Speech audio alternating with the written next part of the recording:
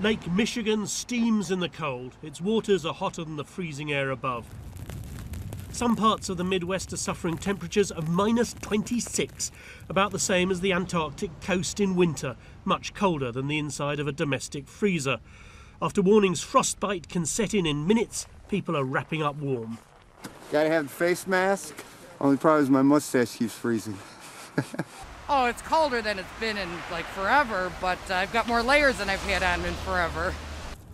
The icy wind made New York's Staten Island ferry almost unbearable.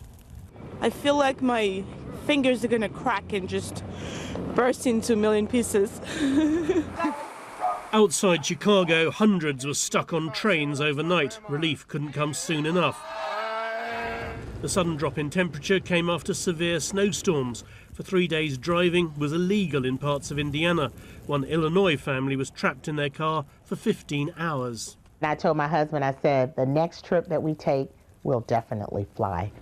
But air travel is not much better. Thousands of flights have been cancelled. American forecasters say this is the culprit, seen from space, a storm flung off the polar vortex.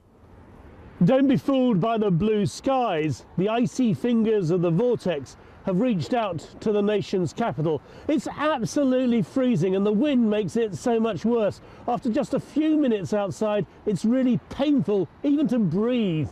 Pity those who've got nowhere to go. For the thousands in Washington who live on the streets, charity helps a little. I don't know what I'd do without this tea. So does Steely Resolve. It's survival. Survival of the fittest. That's the first law of nature. Yeah, to survive. And I'm gonna do that. Yeah, you got to do that. Ready? Yes. For those snug at home, something of a craze, venturing outside for a science experiment. Boiling water turns to ice in the air. In North America, coping with vicious weather is a way of life, but the big freeze is a new extreme to endure and admire. Mark Mardell, BBC News, Washington.